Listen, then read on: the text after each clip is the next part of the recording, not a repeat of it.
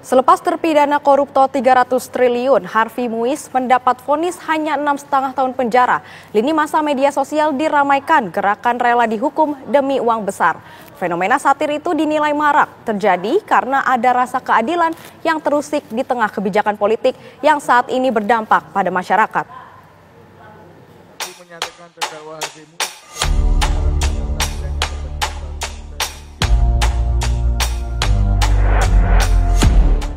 Tak butuh waktu lama, putusan ringan Majelis Hakim Tipikor terhadap terdakwa kasus korupsi timah senilai 300 triliun rupiah mendapat respon dari masyarakat.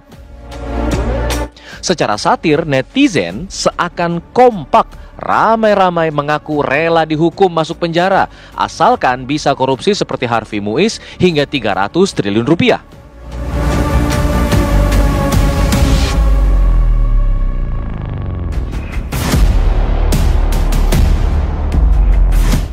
Tak sedikit yang menuliskan narasi siap dipenjara demi uang besar.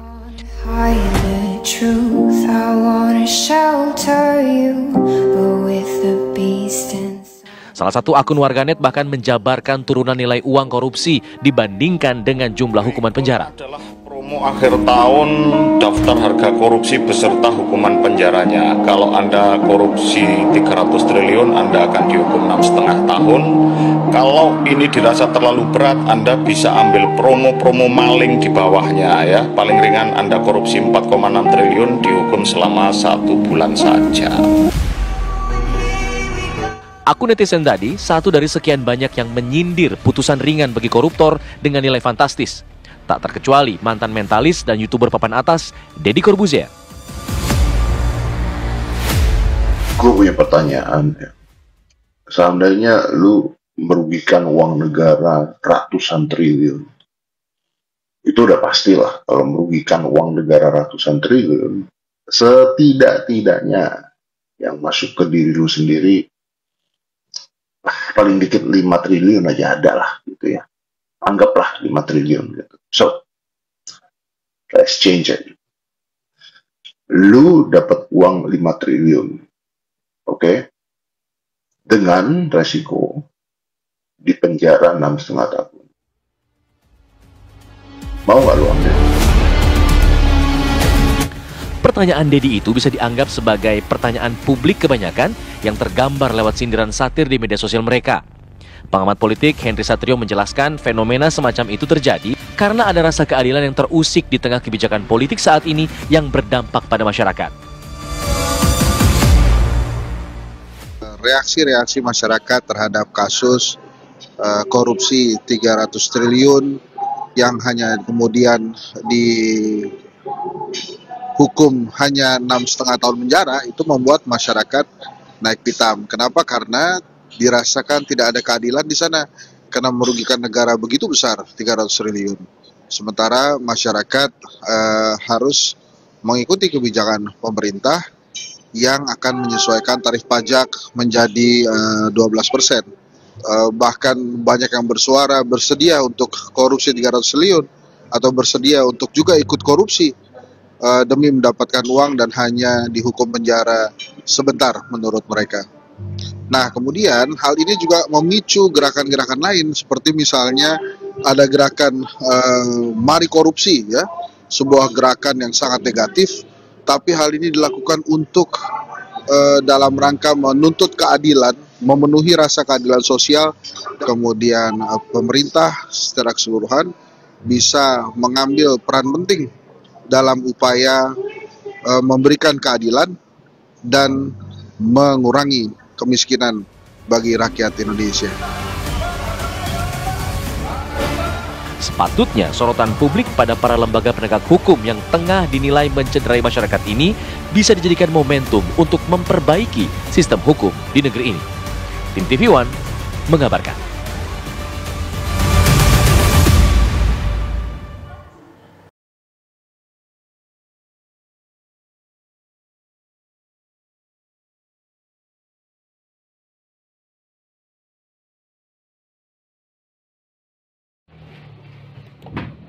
Sidang Mueller terbaru berlangsung dengan pemeriksaan terdakwa.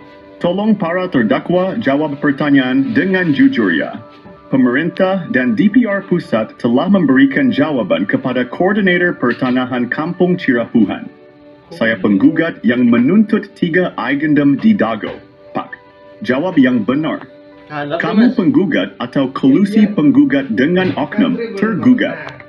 Kami 2 penggugat, Pak. Jawaban kamu nggak masuk logika. Kenapa Bu Raminten yang sepihak dengan para tergugat sudah siap lebih dulu? Buktinya apa, Pak? Itu ada di berkas putusan Pengadilan Negeri Bandung bahwa Bu Raminten telah siap lebih dulu tanggal 1 Juni 2016. Makanya katakan dengan jujur, kamu penggugat atau penggugat yang berkolusi dengan oknum tergugat, berkolusi dengan oknum aparatur, berkolusi dengan oknum tokoh Dago Elos, berkolusi dengan oknum tokoh Cirapuhan, berkolusi dengan oknum tokoh agama, dan berkolusi dengan oligarki. Tolong jawab dengan benar ya. Kamu penggugat atau penggugat yang berkolusi saling gugat? Kami 2 penggugat, Pak. Benar, Pak, 2 penggugat. Kemarin ada 1 lagi, saudara. Kamu kemana? Kok nggak ikut sidang ini? Yang ditangkap cuma kami berdua, Pak. Saudara, perempuan kami dan komisaris PT Dago Intigraha nggak ikut ditangkap, Pak.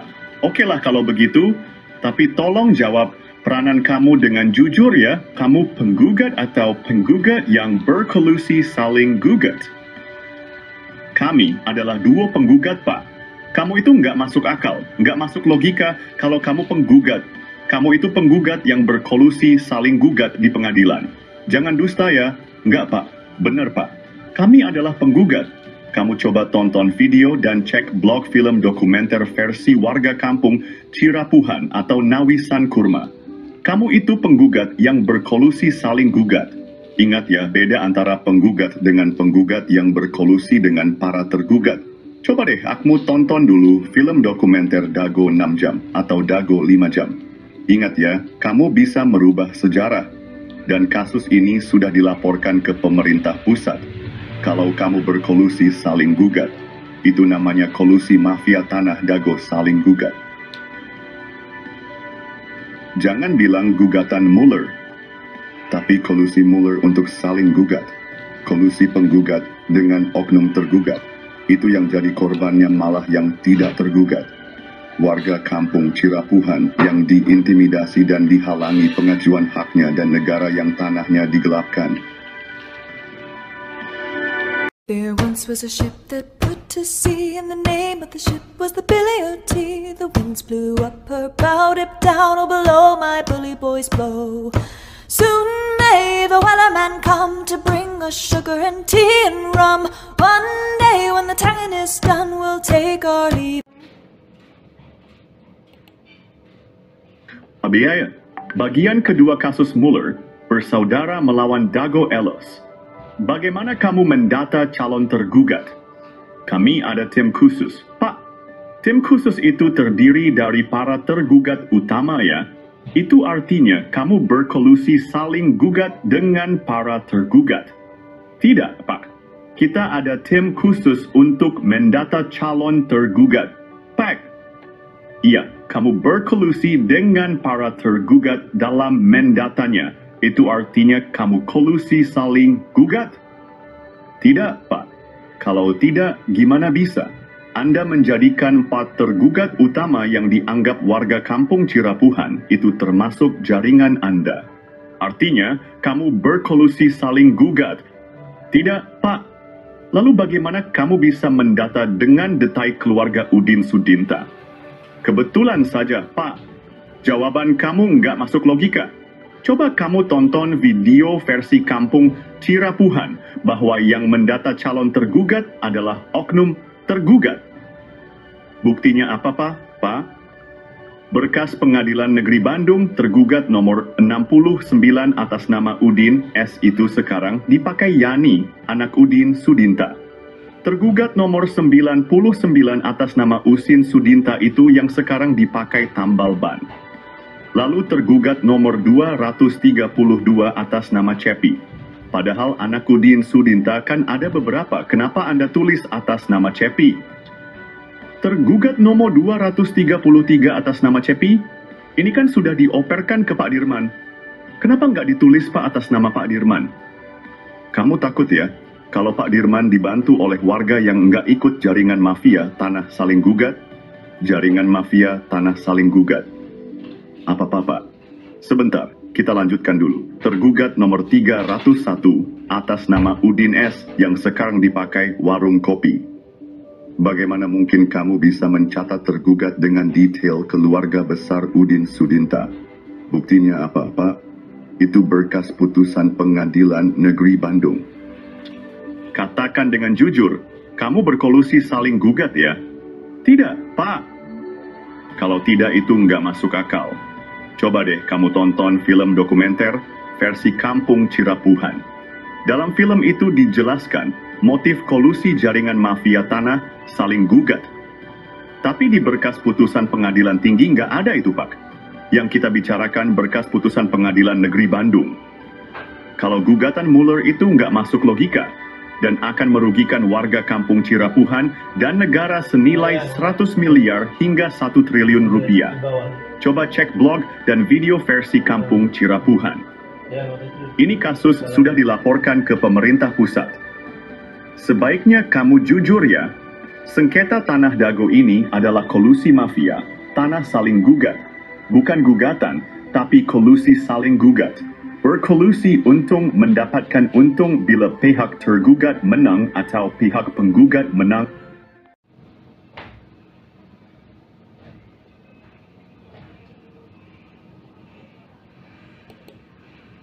Ponti. Polemik sengketa tanah di Dago antara gugatan dan kolusi saling gugat. Asep Makmun menggambarkan bahwa Mueller tiba-tiba menggugat warga Dago. Apakah ini masuk akal? Dalam sidang, Asep menjelaskan keterkejutannya sebagai rakyat kecil yang seperti tak pernah berurusan dengan hukum perihal tanah.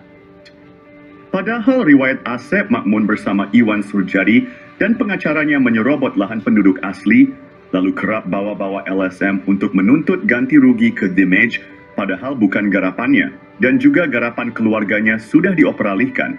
Mau dia minta ganti rugi lagi, dan bagaimana bisa orang demikian tahun 2012 lapor ke polisi dan banyak catatan kasus pertanahan lainnya.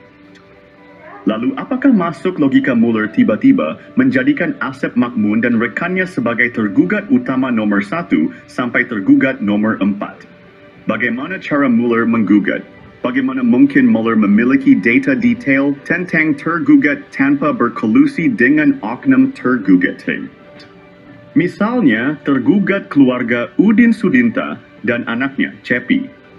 Pertanyaannya bagaimana Mueller bisa mendapatkan informasi secara detail tergugat keluarga Udin Sudinta, yaitu tergugat nomor 69, nomor 99, nomor 232, nomor 233, dan nomor 31.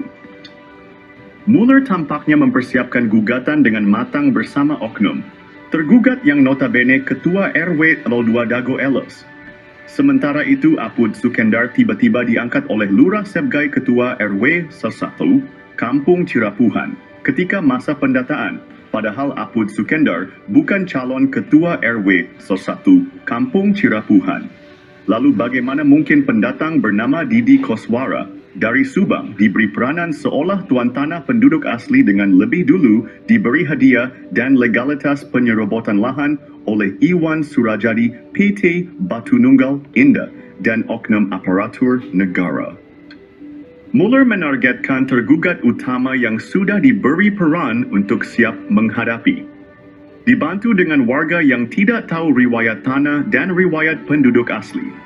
Mereka hanya ikut serta tanpa pemahaman mendalam dan sebagiannya hanya kaki tangan mafia tanah. Adapun mereka yang paham riwayat tanah dan riwayat penduduk asli tidak digugat, kecuali yang terlibat dalam jaringan mafia tanah Dago. Sementara itu, Buraminten sudah siap lebih dulu. Pertanyaannya, apakah gugatan Mueller atau kolusi saling gugat yang lebih masuk akal? Lalu bagaimana dengan aksi Asep Makmun sejak sekitar 40 tahun ini? Tolong gunakan logika Anda baik-baik. Ini gugatan Mueller atau kolusi Mueller dengan jaringan para tergugat ini. Ini adalah kolusi saling gugat Mueller, bukan gugatan Mueller. tapi kolusi Mueller saling gugat.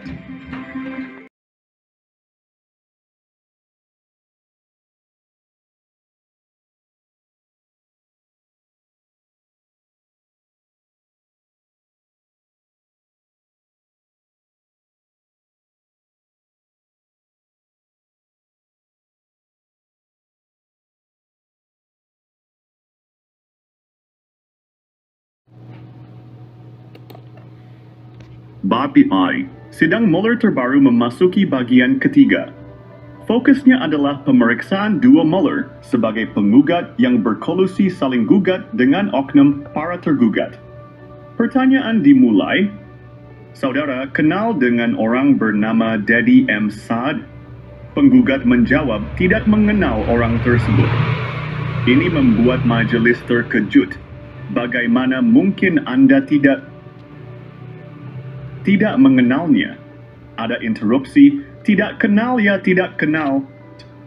Dapat dijelaskan, ini berkaitan dengan kasus kolusi mafia tanah saling gugat. Menurut warga kampung Cirapuhan, surat pajak bumi dan bangunan sering digunakan untuk memindahkan atau pengoperalihkan hak pertanahan. Bahkan warga penduduk asli dan kelompoknya agak dihalangi untuk membuat surat PBB. Alhamdulillah Muhammad bin Yaman punya surat PBB dan dibayar sejak tahun 2001 hingga sekarang. Dan dia juga menyatakan bahwa PBB tahun 2002 hingga tahun 2024 ini perlu diperiksa karena diduga kuat sebagai kaki tangan jaringan mafia tanah saling gugat dan atau sebagai warga yang suka memberikan gratifikasi pada oknum aparatur negara. Karena koordinator kampung Cirapuhan sudah mencoba mengajukan PBB untuk penduduk asli dan kelompoknya tapi dihalang-halangi kecuali ikut serta sebagai kaki tangan jaringan mafia Tanah Dago atau melakukan penyuapan atau gratifikasi. Dan ini ketika sidang perdata Mueller melawan Dago Elos berlangsung. Ada penghapusan PBB atas nama Didi Koswara seluas 15,000 meter lalu diubah menjadi Daddy Mohammad Saad. Ini diduga terkait modus mafia tanah yang menggelapkan hak pertanahan warga penduduk asli dan kelompoknya juga pada tanah fasilitas umum warga dan atau tanah negara. Dan juga PBB atas nama Didi Koswara seluas 15,000 meter melanggar kesepakatan warga kampung Cirapuhan dan warga Dago Elos tahun 1991. Silahkan periksa berkas kesepakatan antar RT dan RWDI kampung Cirapuhan dan Dago Elos, yang mana lokasi lapangan bola ada di RW 1 kampung Cirapuhan bukan di Dago Elos RW 02. Ini merupakan Eigendom Tridiusan Fordu. Sekalipun surat PBB bukan surat tanah, akan tetapi surat PBB digunakan sebagai alat kolusi antara penggugat dan oknum, para tergugat dan atau pihak yang terlibat jaringan mafia Tanah Dago dan atau tanda bahwa pemiliknya diduga kuat melakukan gratifikasi atau penyuapan oknum aparatur negara. Kasus ini mengungkap praktik gelap yang merugikan warga penduduk asli kampung Cirapuhan dan kelompoknya dan juga fasilitas umum warga dan atau tanah negara, dan juga merupakan argumentasi bahwa penduduk asli dan kelompoknya telah diintimidasi dan atau dihalang-halangi haknya untuk mendapatkan hak pertanahan.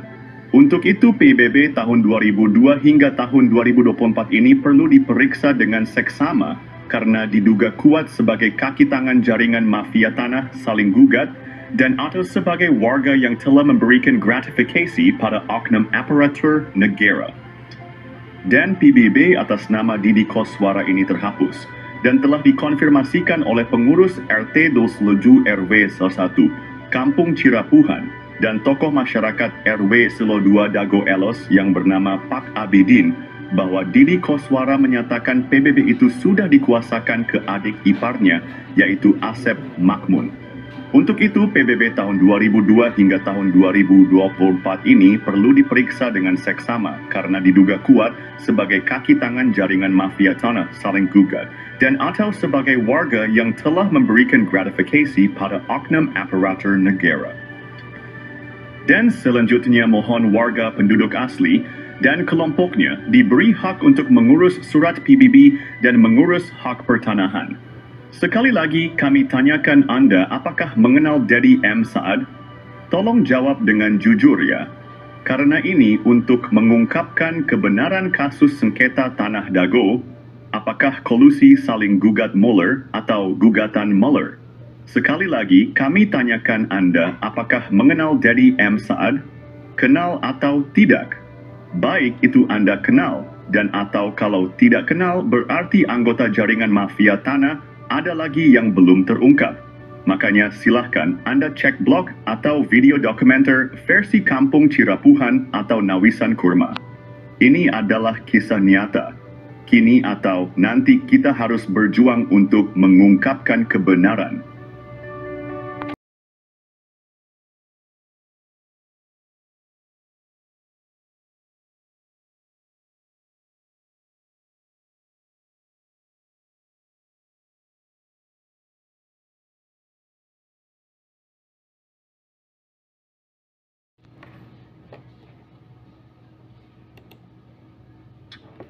Sedang Mueller terbaru melawan Dago Elos, fokusnya adalah pemeriksaan para penggugat.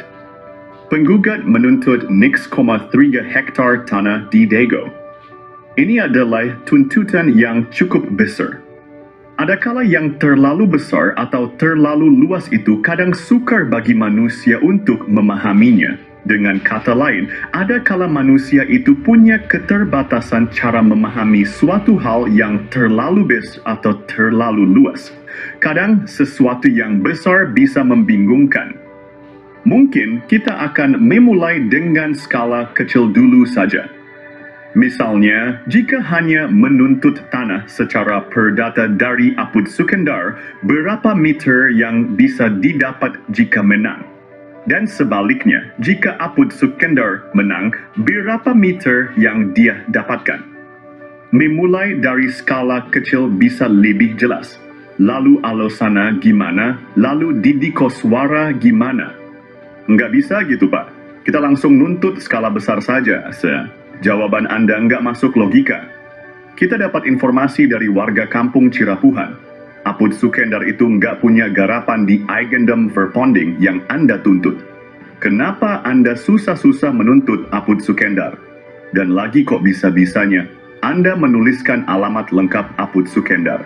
Banyak warga kampung Cirapuhan tahu rumah Apud Sukendar tapi nggak tahu alamat detailnya. Sedangkan Anda kenapa bisa menuliskan alamat detailnya? Kita ada tim khusus Pak.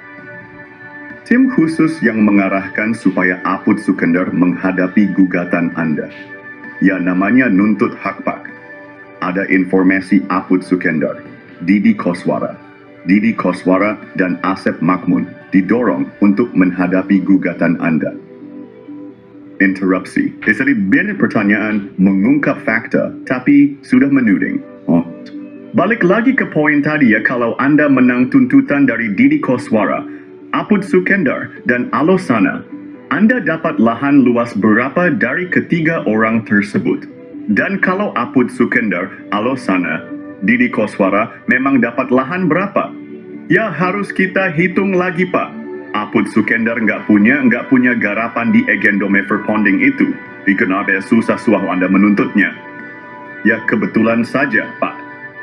Jawaban Anda nggak masuk logika. Lalu Didi Koswara juga sudah nggak punya garapan lagi karena sudah dioper, alihkan.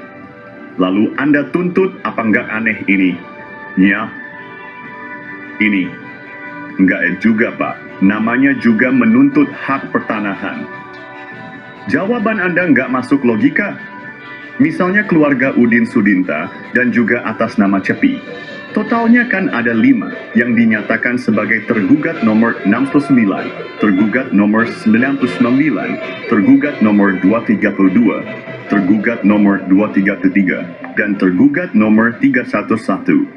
Kalau Anda menang dapat 5 objek dari 5 poin para tergugat itu, sedangkan kalau keluarga Udin Sudinta dan atau dengan Cepi menang akan mendapatkan 5 objek dari subjeknya yang tergugat. Bisa jadi begitu. Pak, kalau kita bisa jadi untung dong pihak yang tergugat. Untung gimana Pak? Itu objeknya kan ada yang sudah dioperalihkan ke Pak Dirman. Pak Dirman rugi dong kalau begitu. Ya tinggal atur-atur sendiri saja Pak. Kenapa bisa gitu? Tapi kita kan menang Pak di tingkat peninjauan kembali.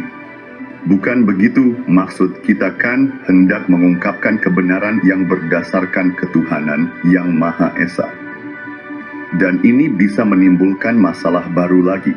Kita dapat informasi, Anda menuntut tergugat sedangkan objeknya belum tentu dikuasainya. Bisa jadi dikuasai terminal Dago, misalnya warung kopi, atau yang dipakai tambal ban. Ya tinggal atur-atur aja Pak kalau mereka menang. Tapi dalam putusan peninjauan kembali kita menang kan Pak? Interupsi, Pak.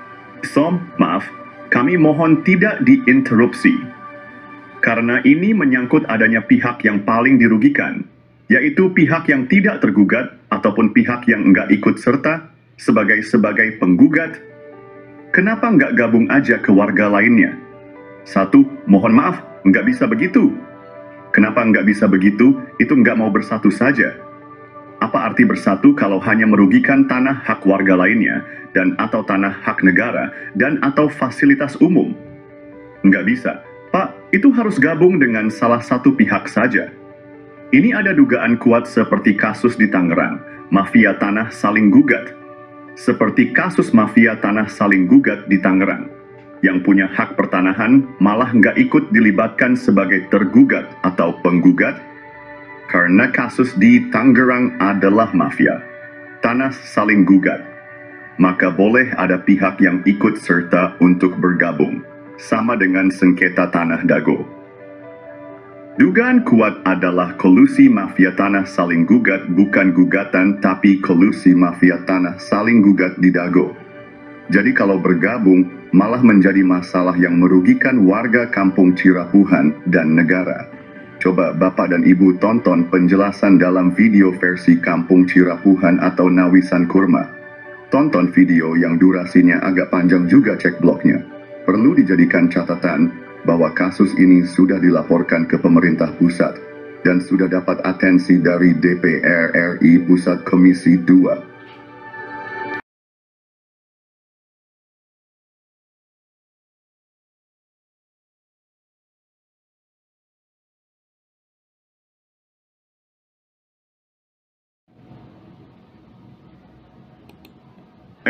Masalah besar dalam pertanahan di Dago sudah ada sejak lama sekitar 40 tahun lalu.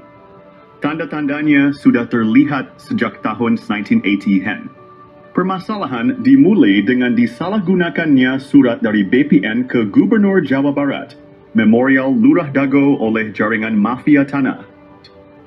Jaringan mafia tanah ini melibatkan oknum tokoh masyarakat, oknum tokoh agama, oknum aparatur, dan oligarki semacam Iwan Surjadi PT Batu Nunggal dan juga Jo Budi Hartanto PT Dago Intigraha.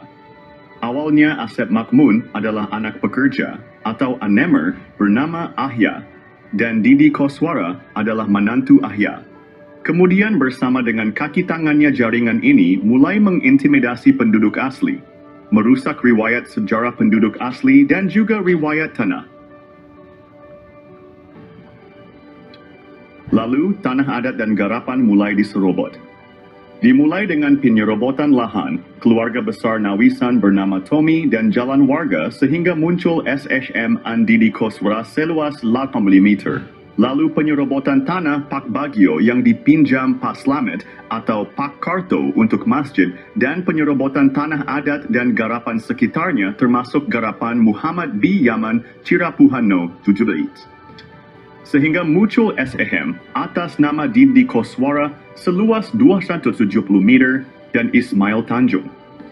Ketika itu, Ketua RDW Soldua Dago Elos seluas 88 meter dan juga seolah memberi wakaf pada Masjid Al-Hikmah RT Udu Erayo 1, Kampung Cirapuhan seluas sekitar 100 meter.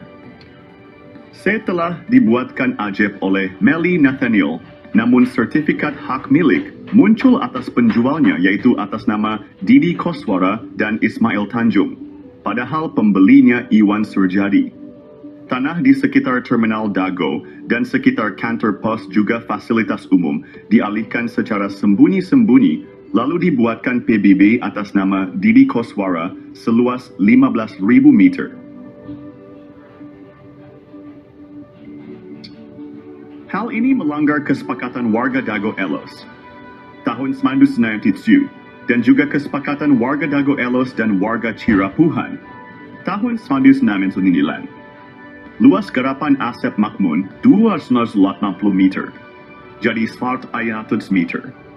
Dan Didi Koswara dari 14 RB dibagi 8 orang menjadi Lifty Snalvu. Padahal Asep Makmun dan Didi Koswara juga telah mengoper, alihkan dan mewariskan garapannya. Dan selanjutnya setelah sidang berlangsung data PBB itu terhapus dan menurut petugas PBB berubah jadi atas nama Dedi M. Saad.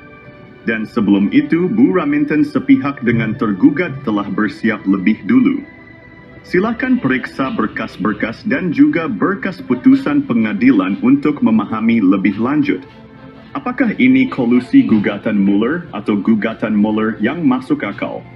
Ini adalah kolusi gugatan Mueller, bukan gugatan Mueller, tapi kolusi Mueller dengan tergugat.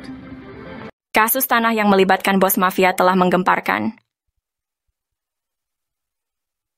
Tanah Pak Bagio 400 hingga 700 meter dipinjam fasilitas umum masjid, namun kemudian dibeli luas jadi 700 meter. Ada apa bos Batu Nunggal beli tanah bekas TPA?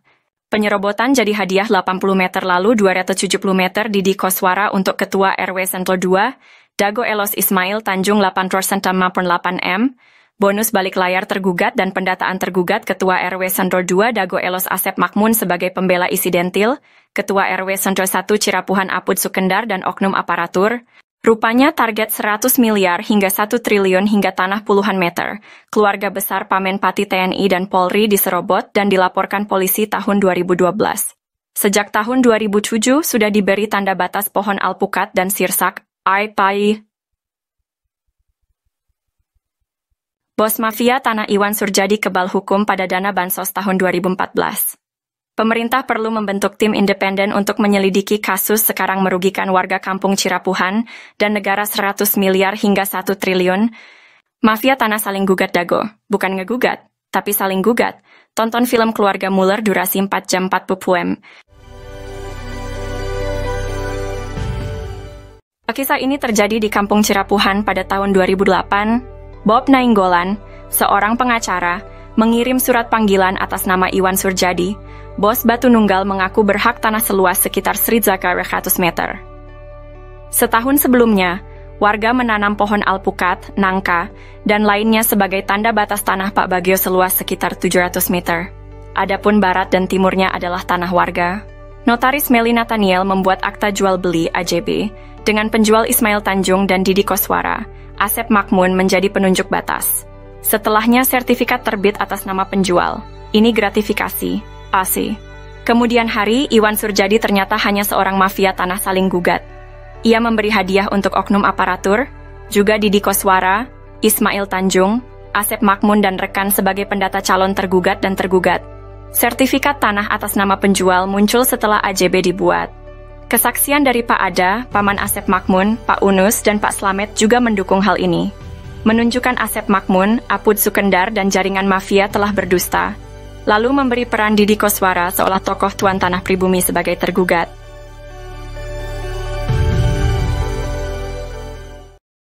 Oh janten, bapak teh ngegales di Ramana nih. Di Ramana nih. Ramana Asep Makmun. Mohon. Terus gitu di terus di gitu diuwihkeun deui ka ieu. Teu urang we garapan mah didinya aya. Mohon. Teu diuwihkeun. Maksudna teh di Silas galian dititipkeun gitu. Iya di cueu we dititipkeun nya ku diarurus ku Didi gitu. Mohon kemari teh si dieu ku ieu dijual ku Surjadi. Mohon. Eta oge masalah kasus na oge, luas na oge, nyerobot nu sanesna deui. Itu atas nama pembelinya itu Iwan Surjadi, penjualnya Ismail Tanjung. Iya. Sertifikatnya harusnya atas nama siapa? Ismail kalau penjual. Pembeli kan? Kalau jadi kalau pindah tangan ke pembeli berarti jadi Iwan Surjadi ya harusnya ya. Iya. Tapi ini kenyataannya setelah dibuatin AJB itu udah dikasih hadiah berarti. Ini kan atas nama ini kan penjualnya, pembelinya Iwan Surjadi. Pada tahun 1992, 2008, dan 2012, terjadi beberapa kasus penyerobotan lahan. Kasus ini melibatkan banyak pihak dan sertifikat tanah yang dipertanyakan keabsahannya. Bukti penyerobotan lahan melibatkan nama-nama seperti Iwan Surjadi, Didi Koswara, dan Ismail Tanjung. Juga Asep Makmun, Apus de Sukendar, bukti peta sertifikat atas nama Rosid dan Triyono berasal dari Rahman Hadisaputra, keluarga Ewong binti Nawisan. Ada juga sertifikat atas nama Diman Adikarta bin Neh Emeh dan Eti serta Acik dari keluarga Neh Eyong. Kesaksian dari Pak Ada alias Suhanda, pamannya Asep Makmun, dan Didi Koswara menyatakan bahwa tanah tersebut bukan tanah adat, tapi tilas galian pasir artinya eigendom. Pak Slamet juga menyatakan bahwa Ahya, Didi Koswara, dan Asep Makmun adalah pendatang dan tidak punya tanah adat. EJB dibuat oleh notaris Meli Nathaniel, namun sertifikatnya atas nama penjual, bukan pembeli. Diduga kuat, Iwan Surjadi adalah oligarki mafia, tanah saling gugat tahun 2016. Maka, sertifikat atas nama Didi Koswara dan Ismail Tanjung, atau Iwan Surjadi seluas 81,68 meter dan 270 meter tidak sah. Wakaf masjid seluas sekitar 100 meter perlu ditinjau. Dan dukungan Ustadz Diki Sulaiman Sarjana Pendidikan perlu diperiksa. Oknum tokoh masyarakat, oknum aparatur diduga kuat mendukung gratifikasi. Yat.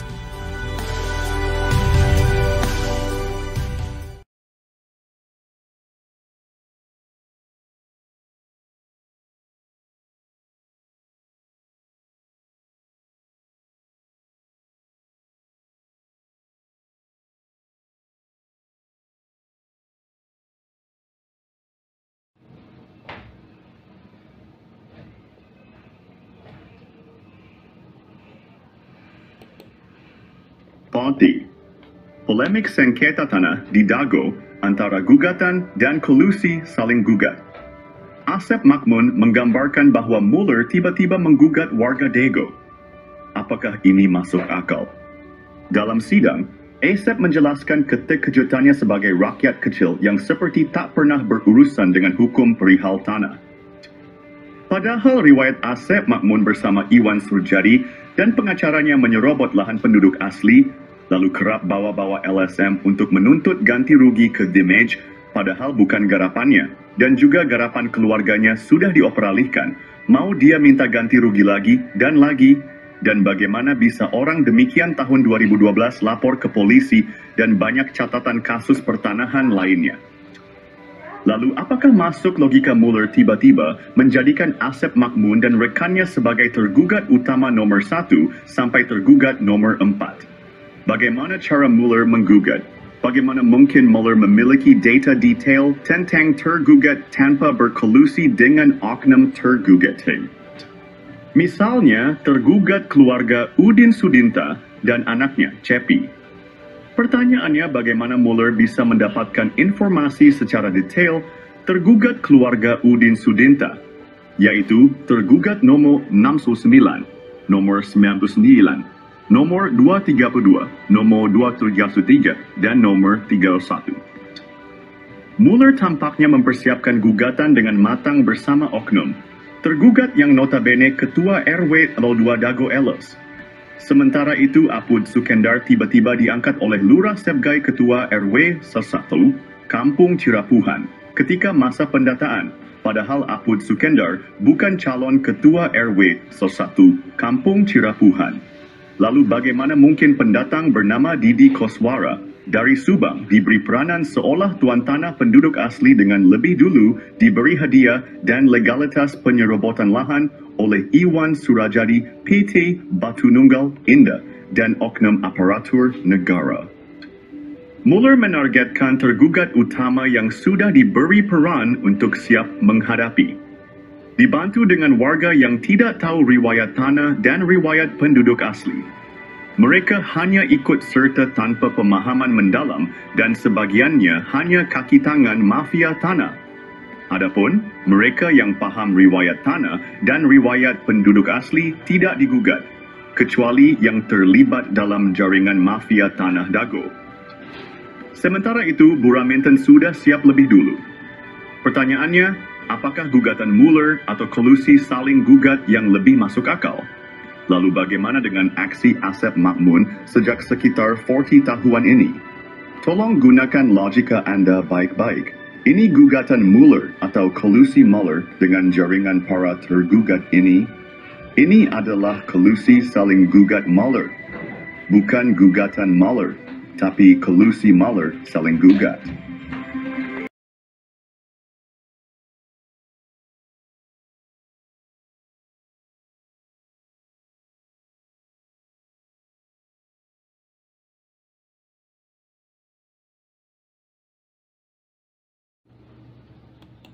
Pihak Mueller dan Raminten Dago Elos bersengketa, tapi kenapa warga kampung Cirapuhan jadi taruhan? Oknum-oknum telah disuap, sementara itu media pun telah dibelinya. Baik penggugat menang atau kalah, warga...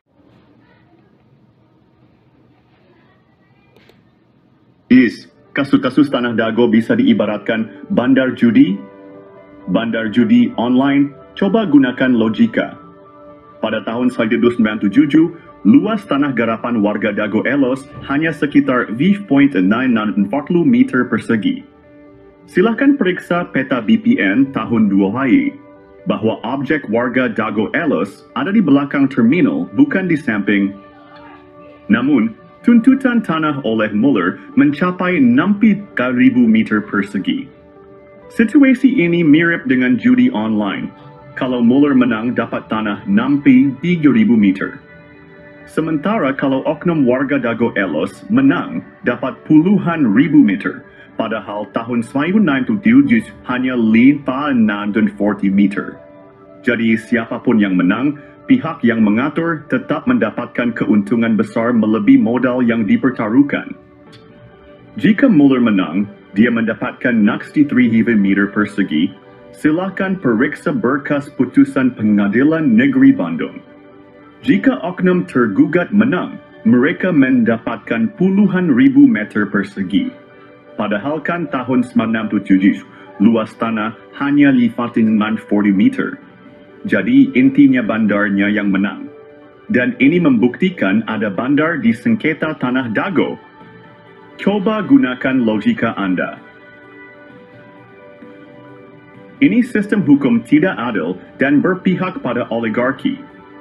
Oknum aparatur, oknum tokoh masyarakat, dan oknum tokoh agama yang terlibat jaringan mafia tanah. Kasus Tanah Dago menggambarkan bagaimana sistem bisa dimanipulasi seperti bandar judi online. Seperti bandar judi, siapapun yang menang, pihak tertentu tetap untung. Jadi selama wacananya gugatan Mueller, siapapun yang menang, maka bandar masih saja untung. Sekali lagi, kami Koordinator Pertanahan Kampung Cirapuhan mengingatkan bahwa kasus Tanah Dago adalah kolusi Mueller dengan oknum tergugat. Jadi bukan gugatan Mueller, tapi kolusi saling gugat. Kalau gugatan Mueller, maka warga Kampung Cirapuhan dan negara dirugikan. Kolusi saling gugat Mueller bukan gugatan Mueller, tapi kolusi saling gugat Mueller. Silahkan periksa dengan seksama berkas putusan pengadilan dan periksa dengan seksama para tergugat. Periksa baik-baik domisili di mana para tergugat. Mereka ada di wilayah selatan, belakang terminal Dago. Sementara wilayah utara terkena juga dampaknya baik itu Mueller menang ataupun tergugat menang. Karena ini adalah kolusi saling gugat, ibaratnya bandar judi. Ingat, Eigendome Verponding terluas, yaitu 31742 dan 6867, ada di Kampung Cirapuhan RW 11, bukan di Dago Elos.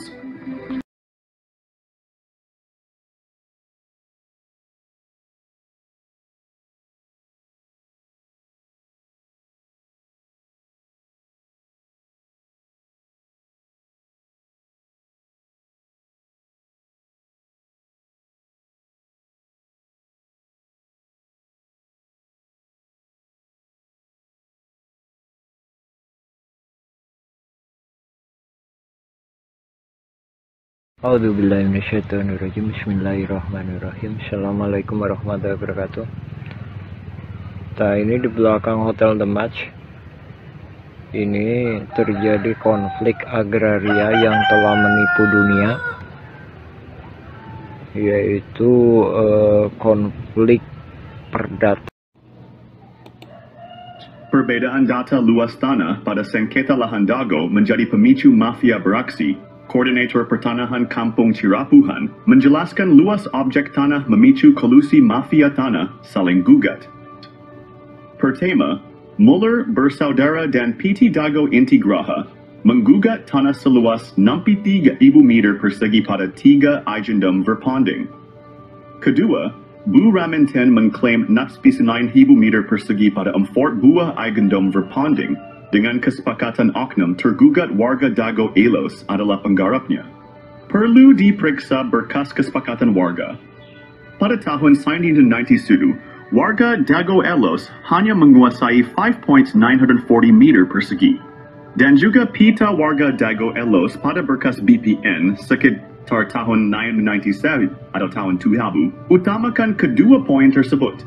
Juga karena terminal Dago dan kantor pos tidak ikut banding. Ini perlu dipahami pada poin masalah ini, bahwa skenario pemenang, yaitu antara bos mafia Muller dan bos mafia Raminten, silahkan periksa berkas pengadilan. Notabene mereka dalam satu jaringan Asep Makmun CS Iwan Surjadi sites. Luas objek seperti terminal Dago, kantor pos, dan fasilitas umum mencakup 1,000 hingga 4,000 meter persegi, dan juga warga kampung Cirapuhan telah menghadapi penyerobotan tanah selama 40 tahun hingga saat ini tahun 2024. Mereka diintimidasi dan dihalangi mengajukan hak pertanahan.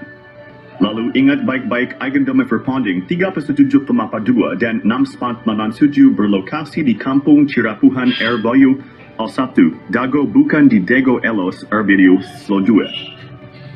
Perhatikan keterangan dan periksa berkas di pengurus RTRW serta pita BPN tahun-tahun 1997 hingga tahun 2000. Ini adalah pemicu utama penggelapan tanah oleh jaringan mafia. Tanah saling gugat, bukan ngegugat, tapi saling gugat.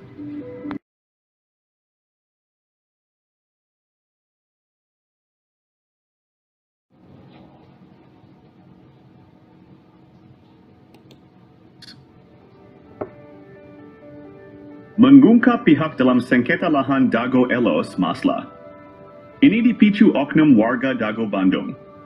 Esensi. Dalam sengketa ini ada dua pihak utama. Penggugat adalah Muller bersaudara dan PT Dago Intigraha. Oknum tergugat adalah jaringan Asep Makmun dan Bu Raminten. Kedua pihak mengklaim hak atas tanah dengan menggunakan hak barat Agendum Verpanding. Intinya, bukan warga Dago atau warga Iwo Cirapuhan Bandung, tapi oknum.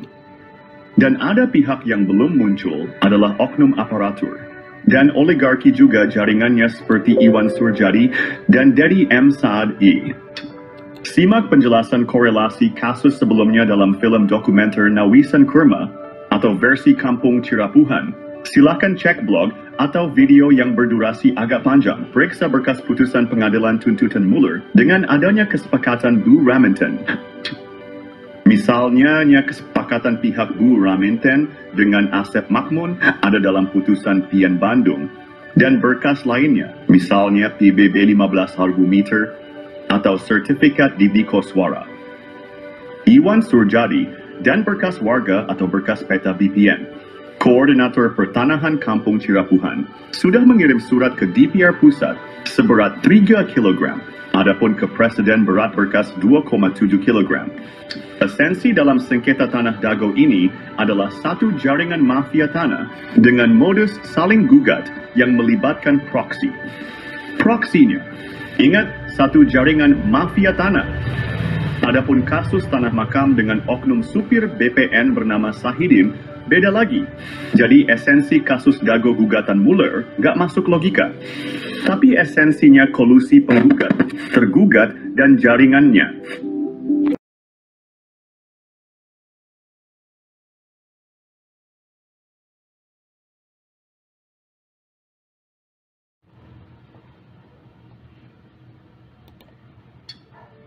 Konflik tanah di Dago Elos hanyalah kolusi saling gugat. Barang buktinya bahwa konflik Dago Elos adalah kolusi mafia. Tanah saling gugat adalah berkas putusan Pengadilan Negeri Bandung nomor 414 PDTG 2016 PN-BDG. Ini membuktikan kolusi saling gugat bukan gugatan Mueller, tapi kolusi Mueller dengan pihak tergugat. Oleh Koordinator Pertanahan Berkas Kolusi Mafia Tanah, saling gugat telah dikirim ke DPR dan Presiden juga lembaga lainnya. Ini juga slogan anti-hak barat Eigendome Verpanding oleh oknum tergugat tidak benar karena Bu Raminten juga pakai hak barat. Ikut. Bu Raminten memberi kuasa Hei Syamsul Maparepa tanggal 1 Juni 2016 sebelum adanya gugatan Mueller bersaudara dan PT Dago Intigraha sampai ke tergugat. Adapun pihak ini masuk pengadilan agak telat hanya alibi. Yang jelas Raminten telah siap lebih dulu tanggal 1 Juni 2016. Mueller menggugat 3 Eigendom Verpanding, lucunya hantu, dan makam di Serobot juga wilayahnya oleh Bu Raminten. Jadi Bu Raminten lebih parah mengklaim 4 Eigendome Verpanding. Disepakati oleh pihak tergugat Asep Makmun CS pihak Dago Elos. Semua tergugat dianggap penggarap Bu Raminten. Ada makam tua yang membuktikan Eigendom Verpanding 372 dan 6 tidak sah. Pribumi lebih dulu ada dibandingkan pabrik tegel Simongan, yaitu pihak yang diakui pemegang Eigendom Verpanding oleh pihak tergugat maupun tergugat. Konflik ini menunjukkan kompleksitas sengketa tanah. Penting untuk menyelesaikan dengan adil. Isi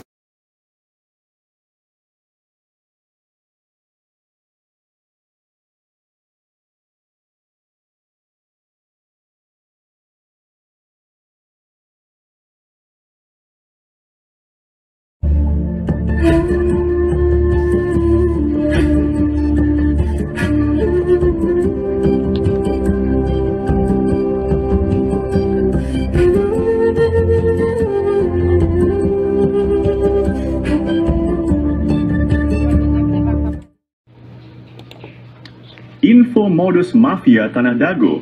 Kami adalah Koordinator Pertanahan Kampung Cirapuhan, Bandung. Tes, nama saya Muhammad Basuki Yaman bin Sutrisno bin Tirto Harjo. Buyut adalah TNI Polri, bernama Matrawi. Modus jaringan mafia Tanah Dago mempunyai pola yang sama. Pertama, mereka mengumpulkan data target di Kampung Cirapuhan. Ini dimulai sejak tahun 1980-an. Kedua, mereka mempersiapkan pembentukan jaringan mafia tanah. Asep Makmun, Iwan Surjadi, dan oknum target lahan atau korban di Kampung Cirapuhan, Nawisan Kurma, dan tanah negara fasilitas umum. Korban-korbannya adalah Tommy Rokaya, Muhammad Basuki Yaman, Pak Bagio, warga pribumi lainnya. Fasilitas umum dan lahan negara juga menjadi korban. Mereka mulai beraksi dari target terkecil untuk mendapatkan target yang besar. Tetap waspada dan lindungi hak tanah Anda.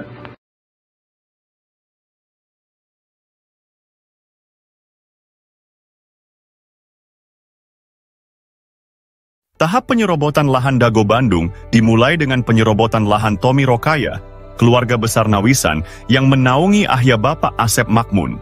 Lahan ini milik keluarga besar Nawisan dan luasnya 80 meter persegi. Sertifikat lahan tersebut diatasnamakan Didi Koswara, adik ipar Asep Makmun sebagai oknum. Tujuannya adalah untuk mendapatkan sertifikat dan menjadikan Didi Koswara sebagai tokoh pribumi tuan tanah. Bukti bahwa lahan tersebut milik Tommy adalah AJB antara Tommy dan M. Wikarta tahun 1996. Tommy adalah anggota keluarga besar Nawisan yang memperkerjakan ahya, bapak dari Asep Makmun. Alamat lahan tersebut adalah Cirapuhan, RT 07 RW 1 Dagono, OI 33, Kota Bandung. Kasus ini mendukung skenario mafia tanah yang saling menggugat, seperti Mueller melawan Dago Elos tahun 2016. Penyerobotan lahan ini berlanjut dengan penyerobotan lahan garapan pribumi yang disebut Eigendom Verpanding.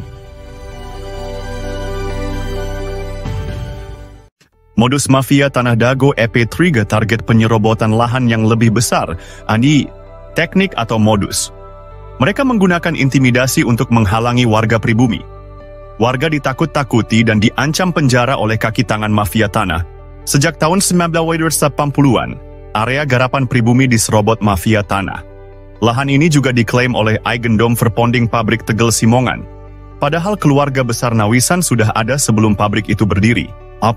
Modus mafia tanah juga melakukan kolusi dengan oknum aparatur, tokoh masyarakat, dan tokoh agama. Buktinya luas lahan jaringan Asep Makmun, dan keluarganya lebih besar daripada milik pribumi.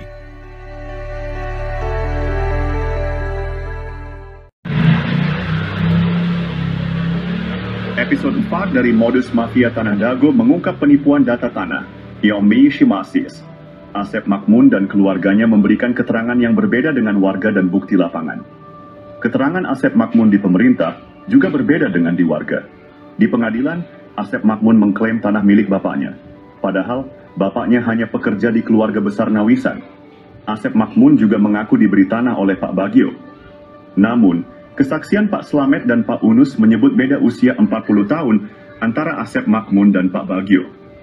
Juga sejak tahun 1970-an Pak Bagio nggak pernah datang. Di lapangan atas, dukungan hanya untuk kepentingan umum, bukan untuk keluarga Asep Makmun dan kaki tangannya. Cek kesepakatan tahun 1977 dan 1999, serta PBB Didi Koswara seluas 15.000 meter.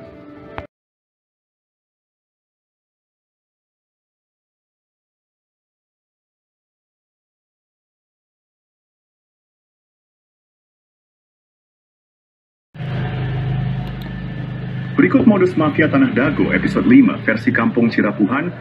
Selain riwayat tanah yang kurang tepat, luasnya juga tidak sesuai dengan kenyataan.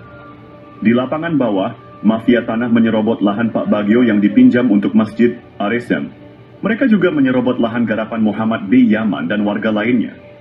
Mafia tanah berkolusi dengan Iwan Surjadi dari PT Batu Nunggal Indah. Mereka juga bekerja sama dengan oknum ketua RW Mis Jiwa Dago Elos, Ismail Tanjung, dan Aput Sukendar, oknum Erbamis Sor 1 Cirapuhan. Sertifikat di Cirapuhan nomor 33 juga bermasalah. Mereka menyerobot lahan pribumi dan jalan warga. Asep Makmun dan keluarganya bermasalah dengan banyak pihak. Warga pribumi tidak berani melawan karena diintimidasi oleh jaringan mafia Tanah Dago, Toyo. Episode 6 dari Modus Mafia Tanah Dago mengungkap jaringan mafia tanah yang menciptakan kekacauan. Mereka menekan penduduk asli dengan mencampurkan mereka dengan pendatang yang melakukan urbanisasi. Kaki tangan mafia tanah berusaha menguasai dan menyerobot lahan penduduk asli. Mafia tanah ini mengintimidasi dan menghalangi penduduk asli mendapatkan hak atas tanah mereka. Mereka juga memprovokasi antar keluarga penduduk asli, Ipui, satu golongan didukung untuk menyerobot lahan saudaranya. Hal ini membuat batas dan riwayat tanah menjadi tidak jelas. Pendatang yang tidak ada kesepakatan malah mendapatkan tanah. Hubungan keluarga penduduk asli pun terputus. Mafia tanah berusaha menyembunyikan hubungan darah penduduk asli. Alhamdulillah, sekitar tahun 2010, kami temukan garis hubungan darah penduduk asli.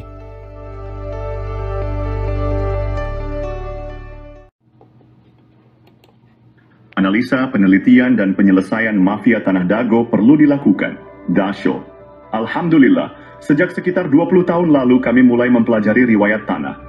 Kami juga mempelajari riwayat warga yang turun-temurun dan hal-hal terkait lainnya. Berbagai berkas dokumen negara dan berkas warga telah kami kumpulkan. Namun, beberapa dokumen hilang atau rusak karena rumah sering bocor. Kami memilah mana data atau keterangan yang dusta dan mana yang jujur, meski pahit diungkapkan. Ada yang bertanya siapa Muller bersaudara?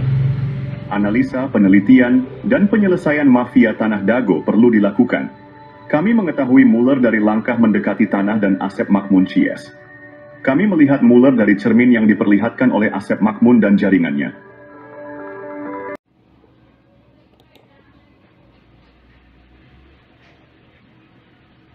Episode Sadiu dari Modus Mafia Tanah Dago mengungkap jaringan mafia tanah yang sangat terorganisir. Mereka bekerja sama dengan berbagai oknum. Jaringan mafia ini melibatkan oknum aparatur, tokoh masyarakat, dan tokoh agama, mosi. Bahkan, sebagian orang yang menikah dengan penduduk asli diajak mengkhianati saudaranya. Mereka juga dibantu oleh oligarki atau pemodal seperti Iwan Surjadi yang beralamat di Budi Asih nomor Shen, 25, Bandung. Dengan bantuan mereka, tanah penduduk asli dijual dengan harga di bawah standar. Bahkan, seringkali tidak ada ganti rugi sama sekali. Parahnya, mafia tanah ini bisa mendapatkan keuntungan berkali-kali dari satu objek. Contohnya, SHM Didi Koswara atau Iwan Surjadi yang awalnya pinjam dari Pak Bagio dan garapan warga, misalnya Pak Yaman, lalu dijual ke pamannya bernama Ada, kemudian dijual lagi ke Iwan Surjadi dan digarap oleh adik atau anak mantunya. Modus operandi ini menunjukkan betapa terorganisirnya jaringan mafia tanah di Dago. Episode ini membuka mata kita akan praktik kotor yang merugikan penduduk asli. Kasus tanah yang melibatkan bos mafia telah menggemparkan. Tanah Pak Bagio 400 hingga 700 meter dipinjam fasilitas umum masjid, namun kemudian dibeli luas jadi 700 meter.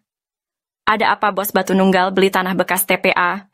Penyerobotan jadi hadiah 80 meter lalu 270 meter Didi Koswara untuk Ketua RW Sentul 2, Dago Elos Ismail Tanjung 8% 8M, bonus balik layar tergugat dan pendataan tergugat Ketua RW Sentul 2 Dago Elos Asep Makmun sebagai pembela isidentil, Ketua RW Sentul 1 Cirapuhan Apud Sukendar dan oknum aparatur. Rupanya target 100 miliar hingga 1 triliun hingga tanah puluhan meter. Keluarga besar Pamenpati TNI dan Polri diserobot dan dilaporkan polisi tahun 2012. Sejak tahun 2007 sudah diberi tanda batas pohon alpukat dan sirsak, AIPAI. Bos mafia tanah Iwan Surjadi kebal hukum pada dana bansos tahun 2014. Pemerintah perlu membentuk tim independen untuk menyelidiki kasus sekarang merugikan warga kampung Cirapuhan dan negara 100 miliar hingga 1 triliun. Mafia tanah saling gugat Dago, bukan ngegugat, tapi saling gugat. Tonton film Keluarga Muller durasi 4 jam 40 poem.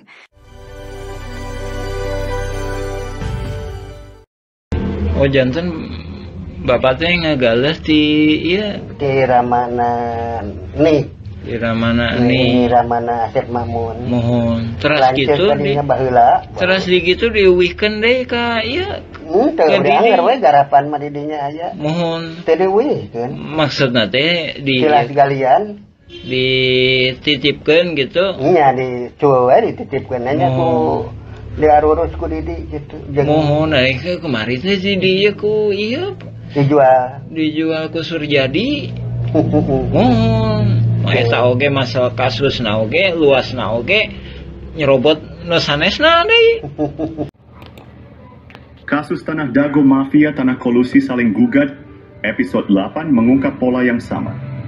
Modus mafia tanah ini mengacaukan batas tanah dan riwayat tanah pribumi asli. Pada tahun 1992, tanah Pak Bagio, fasilitas umum seluas 400 meter hingga 700 meter tanah, dan 600 meter garapan warga lainnya juga diambil. Tanah tersebut diatasnamakan Didi Koswara seluas 270 meter. Ismail Tanjung atau Iwan Surjadi seluas 868 meter. Lalu sandiwara konflik Dago Elos melawan Muller muncul. Pada tahun 2002, wilayah kampung Cirapuhan RW 01 diubah menjadi Dago Elos RW 02. PBB seluas 15.000 meter atas nama Didi Koswara, lalu dialihkan ke Dedi M. Saad. Begitu halnya tanah Tomi, tanah Unus, tanah makam diubah. Berita terbaru tentang mafia tanah Dago Elos kembali mencuat melakukan gol bunuh diri. Episode 9 kali ini mengungkap modus operandi yang hampir sama. Pada tahun 2008, keluarga Asep dan Didi menjadi target utama Iwan Surjadi, oligarki mafia tanah saling gugat. Anehnya tahun 2012, Muhammad B. Yaman dilaporkan ke polisi dan lurah. Juga dituding provokator dan anehen ya keluarga Asep dan Didi tenang saja ketika itu. Pada tahun 2016, Didi Koswara, Asep Makmun, Apud Sukendar, Alosana dan kelompoknya menjadi tergugat utama Muller, bersaudara. Anehnya tahun 2024, pengadilan, polisi, dan lembaga pemerintah yang sibuk, dan Muhammad B. Yaman juga jadi korban lagi. Didi, Apud, Alosana tenang-tenang saja. Karena ini, modus mafia Tanah Dago adalah saling gugat. Bukan ngegugat, tapi saling gugat. Keluarga Didi Koswara dan Asep Makmun malah berkolusi pada kasus dulu dan sekarang. Maka siapapun yang menang, negara dan warga kampung Cirapuhan dirugikan 100 miliar hingga 1 triliun rupiah. Silahkan cek blog atau video versi kampung Cirapuhan atau Nawisan Kurma. Ada penjelasan dan bukti dokumen. Kolusi mafia tanah saling gugat di kampung Cirapuhan dan Dago Elos pada episode 10. Peranan beberapa oknum tokoh masyarakat dan oknum tokoh agama terlibat dalam mengkondisikan keadaan warga. Mereka memanfaatkan ketidaktahuan warga tentang riwayat tanah. Warga yang tidak paham dijadikan pion untuk diadu domba dengan aparat. Oknum tokoh agama juga berperan dalam situasi ini. Mereka meredam warga yang paham riwayat tanah agar tidak ikut serta. Ini membuat warga yang seharusnya bisa membela haknya menjadi pasif. Warga kampung Cirapuhan dan jamaah masjid terjebak dalam situasi sulit. Jika tergugat atau penggugat menang, hak mereka bisa hilang sementara oknum Thomas dan oknum Toga meredam DSN mengintimidasi. Mereka terpaksa diam karena takut diintimidasi. Sementara itu, jaringan mafia tanah tetap untung, siapapun yang menang. Silahkan cek putusan pengadilan negeri, sesuaikan data tergugat dengan data warga yang tidak tergugat. Peran oknum tokoh masyarakat dan oknum tokoh agama bantu oligarki dan oknum aparatur praktik mafia Dago berlangsung sekitar 40 tahun ini sangat merugikan warga dan negara. Silahkan Anda renungkan manakah yang masuk logika gugatan Mueller atau kolusi Mueller dengan para tergugat. Cek blog atau video versi kampung Cirapuhan untuk penjelasan dan bukti dokumen. Hukum bukan ilmu pasti, kasus pembunuhan Vina Cirebon. Kasus pembunuhan Vina Cirebon dan menimbulkan pertanyaan besar. Saksi dan ahli hukum saat ini membuktikan bahwa pengadilan bisa jadi salah. Allah memberikan kita nurani dan akal yang sesuai dengan logika. Pembunuhan Vina, konflik Dago Elos, dan pembunuhan Uci 31 Mei 2023 dengan uang damai 10 juta juga menjadi sorotan. Koordinator Pertanahan Kampung Cirapuhan telah menulis surat ke berbagai pihak. Presiden, Gubernur, Menteri, DRP, dan lembaga lainnya. Apakah keputusan pengadilan dan bukti otentik yang ternyata bisa dimanipulasi sesuai dengan nurani dan logika? Pemerintah harus membentuk tim independen yang kredibel dan penuh integritas untuk meneliti kasus-kasus ini. Pemberitaan dan keputusan pengadilan tidak selalu mencerminkan kebenaran. Kita memiliki logika dan nurani yang menjadi tanggung jawab kita semua untuk berjuang melakukan reformasi, untuk menegakkan keadilan meletakkan sesuatu pada tempatnya yang tepat. Untuk itu, mari bersama-sama memastikan bahwa keadilan dan kebijaksanaan benar-benar tercapai. Anda tidak hanya menjadi penonton, tetapi juga menjadi bagian dari solusi untuk perubahan. Penyelesaian konflik sosial, cek versi Kampung Cirapuhan, atau versi Nawisan Kurma. Berkas Pengadilan Negeri Bandung ada keterangan hak Eigendom Verponding Buraminten. Bahkan tergugat lebih dulu bersiap sebelum digugat, yaitu 1 Juni 2016. Ada 3 poin penting untuk diperhatikan. Pertama, pemberitaan yang ada hanya Eigendom Verponding Mueller. Padahal Buraminten juga menggunakan hak barat Eigendom Verponding, yang sudah tak berlaku pada tahun 1980. Kedua, Buraminten sepakat dengan Asep Makmun semua tergugat adalah penggarapnya sehingga warga Dago Elos juga dirugikan. Ketiga, lokasi objek paling luas, 4 hektar lebih yaitu Eigendom Verponding 374/2 berada di Kampung Cirapuhan RW 01 Bandung, bukan di Dago Elos RW 02, namun Cirapuhan RW 1. Hanya ada 3 orang yang digugat. Pada berkas tahun 1997, luas tanah warga Dago Elos kurang dari 1 hektar, sementara objek yang digugat mencapai lebih dari 6 hektar lebih. Itu 3 poin penting dan jaringan mafia tanah telah beroperasi sejak 1980. Untuk itu, pemerintah diharapkan membentuk tim independen, cek film keluarga Mueller durasi 4 jam. Bahkan keluarga besar TNI Polri juga menjadi korban dari jaringan Asep Makmun, Didi Koswara, dan rekan-rekannya. Warga Kampung Cirapuhan dan negara dirugikan 100 miliar hingga 1 triliun, karena ini kolusi saling gugat. Bukan ngegugat, tapi saling gugat.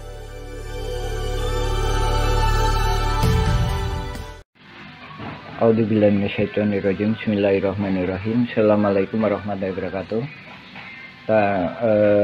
Bersama ini kami sampaikan, kami dari Nawisan Kurma. Jadi kami bukan hantu-hantu yang melayang-layang di pertanahan kawasan Nawisan kurma. Jadi nawisan kurma artinya tanah-tanah yang dulunya pernah diduduki nawisan, bukan tanah nawisan, tapi pernah diduduki nawisan. Kurma mudah-mudahan penuh karomah, itu artinya nawisan kurma. Nah, adapun ini dukungan dari warga-warga pribumi, warga-warga yang asli, bukan melayang-layang. Nah, ini ditandatangani oleh warga-warga pribumi tahun 2010. Nah, dari sini kami sebenarnya udah memperkirakan bahwa mafia-mafia tanah ini akan kemudian hari akan muncul. Nah, ini tanda tangan pribumi. Nah, ini rangkap lebih dari satu. Nomor satu. Ini nomor satu juga nih. Ini nomor satu juga nih. Ini nomor satu juga. Ini nomor satu juga. Karena memang ini berdasarkan kerelaan pribumi, berdasarkan kebersamaan pribumi untuk memperjuangkan lahan-lahan ini. Bukan untuk menguasainya, tapi gimana mengolah lahan ini agar bisa mendapatkan manfaat. Baik itu untuk pribumi. Jadi perang ini bukan pribumi lawan pendatang, bukan.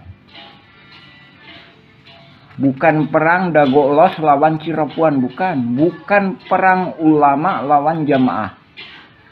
Tapi ini perang mafia tanah. Tuh. Ini nomor KTP 2010.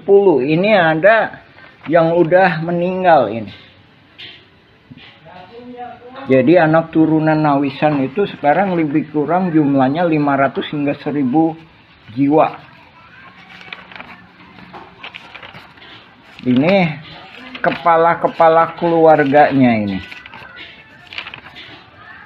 Tak ada pun Muller FS Dagolos yang mana yang pribuminya.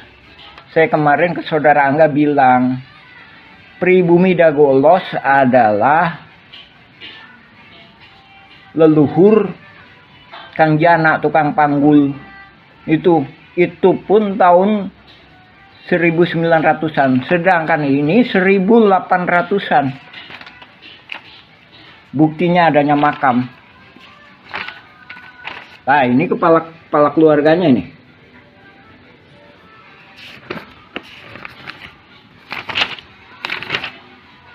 Ini ada materai ini, masih 6.000. Karena ini dibuat tahun 2010.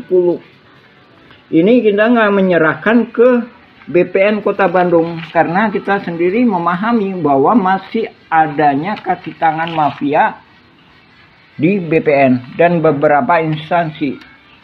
Jadi banyak berkas-berkas yang kita tanda tangani sebelum adanya sidang gugatan Muller FS Dagolos. Sebagaimana telah kami sampaikan, ada Buraminten lah, ada Iwan Surjadi PT Batu Nunggal, ada Dedi Muhammad Saad. Nah, itu nggak tahu itu siapa itu. Itu hantu yang melayang-layang. Maksudnya dia di sini aja itu nggak punya peranan, gitu. Cuma dia begitu karena mafia tanah ini mengorganisasinya benar-benar sehingga seolah-olah bisa menjadikan dasar hukum. Padahal dasar hukum yang sah adalah berketuhanan. Nah, kami sebagai orang muslim mengakui bahwa tiada Tuhan selain Allah. Kalau di Indonesia oke, berketuhanan yang Maha Esa. Nah, gimana mungkin penipu lawan penipu menghasilkan kekuatan hukum yang berketuhanan yang Maha Esa. Untuk itu kami mohon kepada Panglima tertinggi Republik Indonesia, baik sekarang maupun yang akan datang, yaitu Presiden, berikut jajarannya, DPR, MPR, Berikut jajarannya Panglima TNI, Menhankam, Menteri Luar Negeri. Berikut jajarannya juga BPN, juga Kantor Pajak Bumi dan Bangunan untuk mendukung kita. Juga kepada Mahkamah Agung, mohon dibatalkan sidang perdata Mueller FS Dagolos. Yang terkena dampaknya itu warga-warga pribumi. Sekali lagi, kami tegaskan, itu nggak ada. Alosana pun itu memang ibunya nikah sama Elim. Tapi keberpihakan Alosana, bahkan saya sendiri minta izin kepada pribumi mengenai Alosana. Udahlah, gimana pemerintah masalah Alosana. Sekarang udah almarhum Alosana. Sekarang yang tinggal Didi Koswara sama Asep Makmun dan mafia-mafia kaki tangannya yang lainnya. Adapun Naput Sukendar juga udah almarhum, Ismail Tanjung udah almarhum. Didi Koswara lebih kurang usianya 74. Asep Makmun lebih kurang usianya sekitar 65-an. Untuk itu kami mohon kepada pemerintah segera membereskan masalah-masalah di Cirapuhan ini. Sekali lagi, Nawisan Kurma itu bukan berarti tanahnya Nawisan, tapi tanah yang pernah diduduki Nawisan, mudah-mudahan penuh karomah. Tak itu yang kami mohonkan. Kami adalah pejuang-pejuang yang di tebing, Pak, bukan di pinggir jalan. Dan kami juga menghormati hak-hak Dinas Perhubungan, kantor pos, dan masjid, juga fasilitas umum. Nah, sekarang fasilitas umum lagi diacak-acak sama mafia tanah. Ini yang membuat bingung. Baik itu pemerintah maupun warga pribumi. Jadi warga pribumi sendiri bahkan bingung juga. Dan ini juga langkah-langkah ini juga udah pernah kami sampaikan solusi-solusi kepada Lurah Dago ketika itu Pak Sahuri, gimana? Tolong ini pribumi masa nggak pegang secuil kertas pun surat tanah, padahal leluhurnya udah bertahun-tahun. Demikian kami sampaikan. Assalamualaikum warahmatullahi wabarakatuh. Sejarah dimulai sekitar tahun 1850. Kampung Cirapuhan asal kata Cipanyepuhan, yang berarti besi tempah, tempat tinggal para petani, atau pekerja pembangunan rel kereta di Bandung Purwakarta, atau Bandung ke Garut. Cipanyepuhan meliputi Dago Pakar, Dago Jati, Cigadung, Dago Biru, dan Curug Dago. Setelah membuat gua Belanda, pada tahun 1918 atau 1923, kolonial Belanda bernama Simongan menduduki Bukit Dago dan membangun pabrik di Terminal Dago, membuat surat Eigendom 3740 dan 3741. Keluarga besar Nawisan menduduki lahan Cirapuhan Timur, sekarang Cipaheut, Kabupaten Bandung, Cirapuhan Barat, sekarang Cirapuhan, Kota Bandung, dan Sawargi depan Terminal Dago. Nama anak putri Nawisan dan menantu Nawisan, Neh Okoh nikah dengan Hasim. Anak cucu dari keluarga inilah yang menaungi Ahya, tapi dibalas dengan penyerobotan lahan oleh anak Ahya. Ahya bapaknya Asep Makmun, Ahya mertua Didi Koswara. Ne Eyong nikah dengan Mardasih, Ne Ewung nikah Karmita alias Kartasasmita, Ne Emeh nikah dengan Adikarta. Simongan secara sepihak membuat Eigendom Verponding 37442 dan 64447 di Kampung Cirapuhan, Kota Bandung.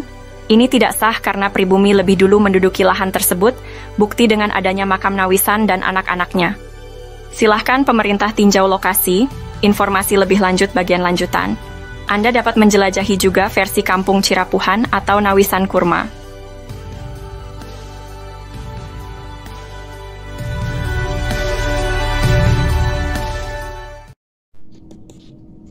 Penggunaan kawasan Kampung Cirapuhan. Setelah Indonesia Merdeka, kawasan Kampung Cirapuhan digunakan untuk perkebunan dan penggalian pasir. Beberapa bagian Kampung Cirapuhan sebelumnya sudah dibangun menjadi rumah, makam, dan fasilitas umum. Daftar penduduk pribumi diantaranya adalah keluarga Nawisan, Ewis Omah binti Tomi Rokayah, keluarga Nawisan, Pak Bagio, Slamet bin Karto, Icih Unus, Duhli, Johan Rohimat, Anda bin Isah Juha, amanah keluarga Nawisan, Dedi, Uki, Acih binti Juanta yang nikah dengan Misnan anak Eyong binti Juanta.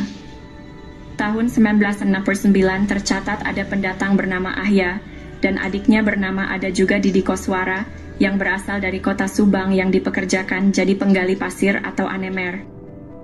Masjid Al-Hikmah dibangun di lahan Pak Bagio pada tahun 1968. Namun, pada tahun 1974 hingga 1984 atau 1999, Kampung Cirapuhan dijadikan tempat sampah oleh pemerintah pada bekas galian pasir ditimbun dengan sampah dengan kedalaman 10 meter hingga 70 meter. Penyerobotan. Pada tahun 1980-an, terjadi penyerobotan lahan oleh jaringan mafia Tanah Dago, yaitu pelaku Asep Makmun dan Didi Koswara. Asep Makmun dan Didi Koswara mulai menyerobot lahan keluarga Nawisan, yaitu Ewis Omah binti Tomi Rokayah seluas 80 meter juga jalan warga. Selain itu, mereka juga menyerobot lahan Pak Bagio yang dipinjamkan ke warga Kampung Cirapuhan seluas 400 hingga 700 dan tanah di sekitarnya seluas 500 hingga 700 meter, hingga total yang diserobot adalah sekitar 100-300 meter. Lalu pada bagian lainnya lahan garapan warga atau lahan negara yang diserobot sekitar 1 hektar. Sebelumnya lahan atas dikerja baktikan oleh warga untuk lapangan bola dan untuk perkebunan, sementara itu bagian bawah untuk rumah, fasilitas umum dan kebun. Warga Kampung Cirapuhan diintimidasi dan dihalangi hak pengajuan pertanahan, namun jaringan mafia tanah membuat PBB seluas 15.000 meter atas nama Didi Koswara. Kemudian dialihkan ke Dedi M. Saad, beralamat JL Roket 1 Komplek Armet Cipageran Cimahi Utara, oleh jaringan mafia Tanah Dago dioperalihkan ke kaki tangannya, sehingga tahun 2008, 2009, hingga kini tahun 2024, kembali dijadikan tempat sampah dengan membuang galian pondasi pembangunan Hotel Wirton Dago, dan juga dijadikan hunian kaki tangan jaringan mafia Tanah Dago, Kampung Cirapuhan RT Kumen 7 RW 01 Dago. Bandung wilayahnya dirubah jadi Dago Elos olah jaringan mafia tanah untuk modus saling gugat. Pemerintah harus membuat tim independen untuk informasi lengkap. Untuk info lebih lanjut, cek blog atau video versi Kampung Cirapuhan atau Nawisan Kurma. Hari ini saya ingin membahas tentang surat terbuka yang ditujukan kepada Komnas HAM dan Ombudsman. Surat ini mengungkapkan dampak dari penggalian pasir secara masif di Kampung Cirapuhan yang merugikan pribumi lalu dijadikan tempat pembuangan sampah oleh pemerintah. Amerta, sejak tahun 1974 TPA menyebabkan kerusakan ekologis dan kekurangan air bersih bagi lebih dari 100 kepala keluarga. Disponsori Ketua Komisi B, Endrizal Nazar Wakli DPRD HE Warso dan Sekda juga Wali Kota Bandung Dada Rosada. Ketua RT Sodociu, Muhammad B. Yaman, dan Ketua RW Syoro 1, Sisye Mulyana, untuk mengatasi masalah ini dengan berunding di Rut PDM Maman Budiman. Setelah 30 tahun, Alhamdulillah tahun 2005, warga Kampung Cirapuhan mendapatkan air bersih. Namun, upaya untuk memberantas jaringan mafia tanah yang ada sejak tahun 1980-an masih perlu dukungan. Kami memohon agar Komnas HAM dan Ombudsman dapat mendukung kami dalam memberantas jaringan mafia tanah yang merugikan masyarakat. Kami juga meminta agar lembaga lainnya merespons surat kami secara tertulis dan pemerintah membentuk tim independen. Terima kasih atas perhatiannya. Untuk informasi lebih lanjut, cek blog atau video versi Kampung Cirapuhan atau Nawisan Kurma. Mari bersama-sama berjuang untuk keadilan. Terima kasih.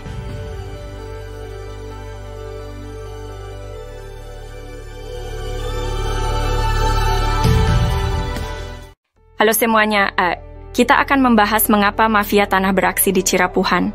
Asep Makmun dan Didi Koswara coba konfirmasikan siapa bapak dan kakeknya, bagaimana riwayat datang ke Cirapuhan.